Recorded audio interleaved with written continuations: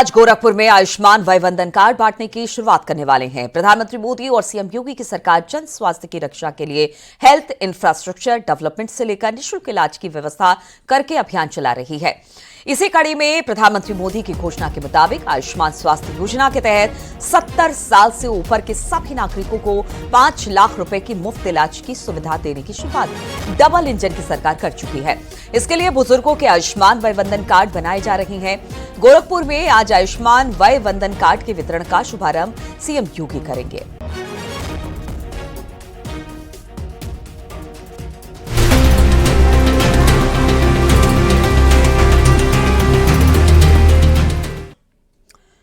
तो ग्रेटर नोएडा के निर्माणाधीन जेवर एयरपोर्ट साइट पर आज रनवे ट्रायल होगा। एयरपोर्ट पर पहली बार एरोप्लेन टेक ऑफ और लैंड करेगी। डीजीसीए की अनुमति के बाद रनवे ट्रायल शुरू हो रहा है। अप्रैल 2025 से विमान यात्रा भी शुरू करने का लक्ष्य रखा गया है। इससे पहले डीजीसीए से इजाजत नहीं मिलने के चलते ट्रायल रन शुरू नहीं हो पाया था, लेकिन एक बार फिर आज ट्रायल रन होगा और कई सारी ऐसी उड़ानें हैं जो आज टेक ऑफ करेगी और इसके अलावा वहां पर बोर्ड भी करेगी। तो बहुत सारी ऐसी बातें हैं जिसको लेकर कहा यह जा रहा है कि आज जो ट्रायल रन होगा उसकी रिपोर्ट फिर डीजीसीए को सौंपी जाएगी और एक कदम आगे और जेवर एयरपोर्ट बढ़ जाएगा, क्योंकि लक्ष्य रखा गया है यहां से जो उड़ान है उसे शुरू करने की अप्रैल 2025 से, और इसको लेकर आज यहां पर ट्रायल शुरू होने वाला है।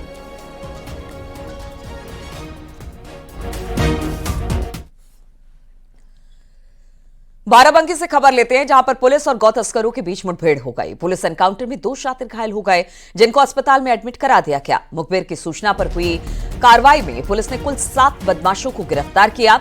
अभियुक्तों के पास से पुलिस ने 2 अवैध तमंचे, 2 खोखा कारतूस, 3 जिंदा कारतूस, 1 चाकू और 1 पिकअप बरामद किया है।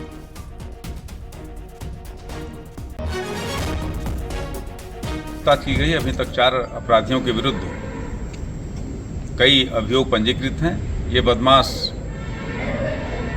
सीतापुर, बाराबंकी और लखनऊ से संबंधित हैं। इनके बारे में और गहनता से छानबीन की जा रही है। कुछ सूचनाएं इनके द्वारा दी गई हैं जिसको तस्दीक किया जा रहा है।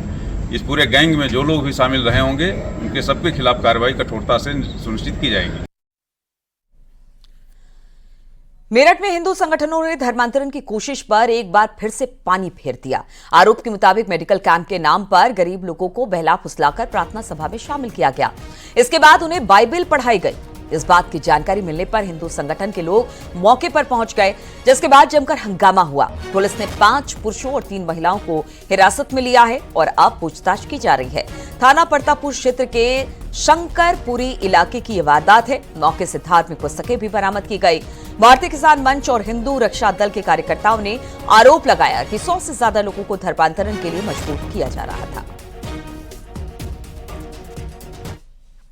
अवगत कराना है कि आज थाना प्रतापपुर पुलिस को शंकर नगर में एक धर्मांतरण की सूचना मिली थी। सूचना मिलते ही पुलिस द्वारा मौके पर पहुंच के जांच पड़ताल एवं पूछताछ की गई, तो पाया गया कि एक विनीत कुमार नाम का व्यक्ति है जो अपने घर में पिछले 5 साल से एक प्रेयर रूम चला रहा था और ये करीब 10 साल से अपने आप को बताता है कि ये कन्वर्ट हो चुका है। और इसके यहाँ से हमें कुछ रिलीजियस लिटरेचर्स मिले हैं, कुछ हमें रजिस्टर्स मिले हैं जिसमें लोगों के नाम, पते, फोन नंबर लिखे हुए हैं। इसके बारे में अभी जानकारी की जा रही है।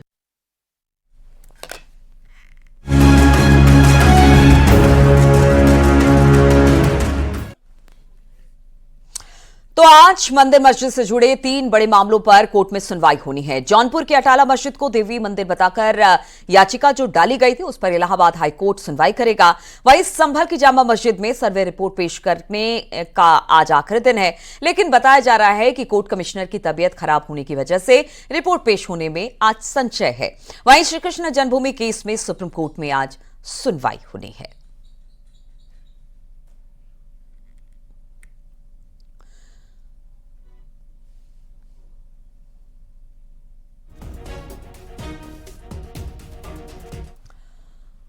और जौनपुर की अटाला मस्जिद को लेकर आज हाईकोर्ट में सुनवाई होगी। आज की सुनवाई में मस्जिद की जगह मंदिर होने का दावा करने वाले स्वराज वाहिनी एसोसिएशन को अपना जवाब दाखिल करना होगा। इस मामले में हाईकोर्ट को मुख्य रूप से यह तय करना है कि जौनपुर की अदालत में इस मामले की सुनवाई होगी या नहीं। मस्जिद को मंदिर बताकर वहां पूजा अर्चना का अधिकार की मांग को लेकर दाखिल वाद में पोषणीयता का अधिकार भी तय होना है।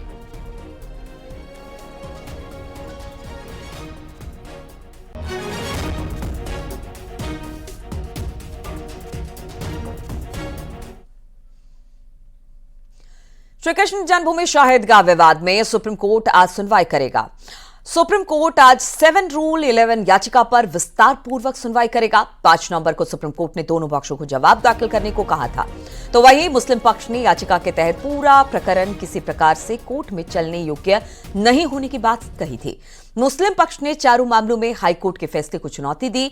आपको बता दें कि 1 अगस्त को इलाहाबाद हाईकोर्ट ने मथुरा में मंदिर मस्जिद विवाद से जुड़ी 18 मामलों की स्थिरता को चुनौती देने वाली शाही मस्जिद ईदगाह की याचिका को खारिज कर दिया था। फैसला सुनाया कि शाही ईदगाह के धार्मिक चरित्र को निर्धारित करने की आवश्यकता है।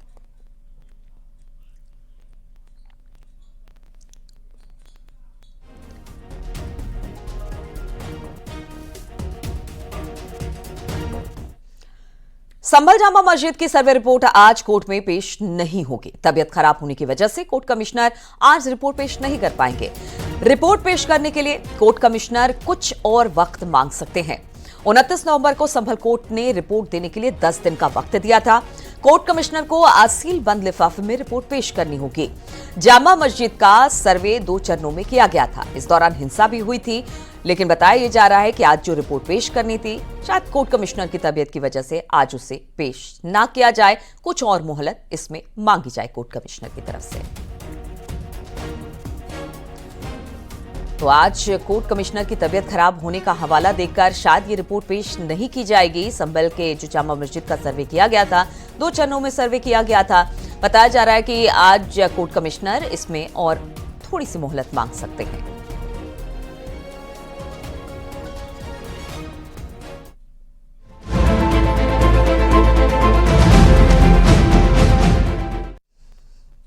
तो दिल्ली एनसीआर में झमाझम बारिश के चलते मौसम बदल गया है। बारिश के बाद दिल्ली एनसीआर में ठिठुरन बढ़ गई है। वातावरण भी थोड़ा सा शुद्ध हो गया है। ठंडी हवाओं के साथ मौसम में भी बदलाव देखने को मिल रहा है। एक तरफ मैदानी इलाकों में बारिश हो रही है, तो पहाड़ों पर पहली बर्फबारी हुई है। दिल्ली और शिमला की 2 तस्वीरें हम आपको दिखा रहे हैं और यही हाल उत्तराखंड का भी है।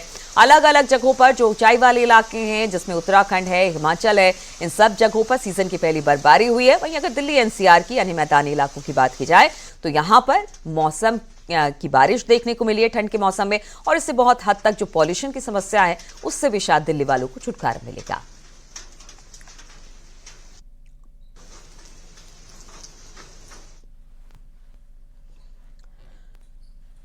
उत्तराखंड के ऊंचाई वाले इलाकों में कल देर शाम सीजन की पहली बर्फबारी हुई। गंगोत्री, यमुनोत्री धाम और चक्राता के लोखंडी क्षेत्र में सीजन की पहली बर्फबारी हुई है। बर्फबारी होते ही शीतलहर का प्रकोप शुरू हो गया। बर्फबारी होना बागवानी के लिहाज से जो किसान इससे जुड़े हुए उनके लिए अच्छी खबर है। उधर पर्यटन कारोबार से जुड़े लोग भी काफी खुश नजर आए, क्योंकि लंबे समय से इन लोगों को बर्फबारी का इंतजार था, जो अब खत्म हुआ।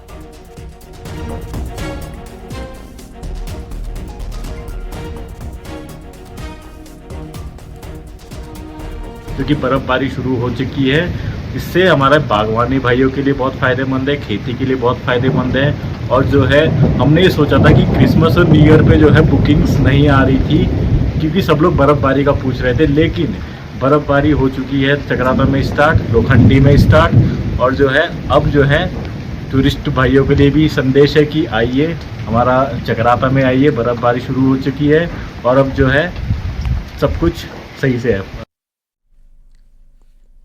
और अब हम आपको बर्फबारी की 2 तस्वीरें दिखाते हैं। पहली तस्वीर चक्राता में बर्फबारी की, जबकि दूसरी तस्वीर गंगोत्री में बर्फबारी की दिखाई दे रही है। किस तरह से चक्राता में जबरदस्त बर्फबारी कल देर शाम दिखाई दी, वहीं गंगोत्री में भी बर्फबारी से पूरा क्षेत्र इस वक्त फटा पड़ा है।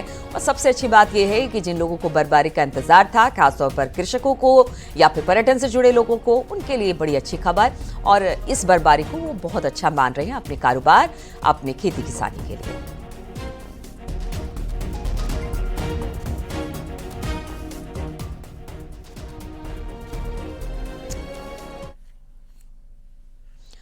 और चमोली से बड़ी खबर लेते हैं, जहां पर औली बद्रीनाथ हेमकुंड साहिब नीति मलारी घाटी में सीजन की पहली बर्फबारी हुई है।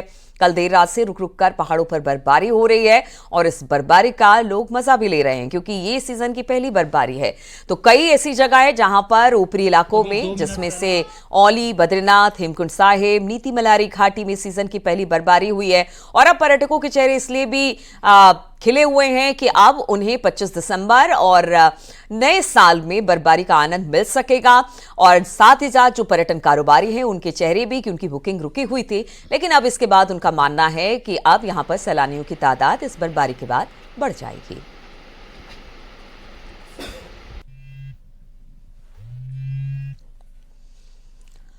और देहरादून से बड़ी खबर लेते हैं, जहां पर पहाड़ में मौसम बदला है। पहाड़ों में बूंदाबांदी हो रही है और बर्फबारी भी शुरू हो चुकी है। इस बीच मौसम विज्ञान केंद्र ने देहरादून, हरिद्वार, टिहरी, पौड़ी, नैनीताल, उधम सिंह नगर में हल्की बारिश होने की संभावना जताई है। इससे तापमान में 3 से 6 डिग्री की गिरावट आने की संभावना भी है।